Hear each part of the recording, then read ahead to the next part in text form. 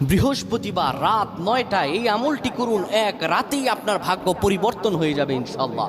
আপনার ভাগ্য পাল্টে যাবে, আল্লাহ রিজিকে বরকত দিয়ে দিবেন, এত রহম এত দয়া করবেন আপনি কল্পনাও করতে পারবেন না। আল্লাহ রাব্বুল আলামিন বলেন, উদউনি আস্তাজিব লাকুম।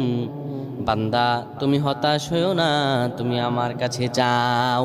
পৃথিবীর মানুষের কাছে চাইবেন, মানুষ আপনারে দেবে না, মানুষ আপনাকে ফিরিয়ে দিবে, কিন্তু আমার আল্লাহ রব্বুল আলামিনের কাছে আপনি যতবার চাইবেন আমার আল্লাহ দিয়ে দিবে।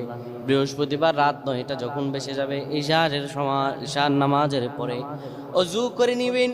অজু করে পবিত্র একটা জায়গায় বসে যাবেন। বসে যাওয়ার পরে এরপরে আপনি পড়বেন আস্তাগফিরুল্লাহ 100 বার।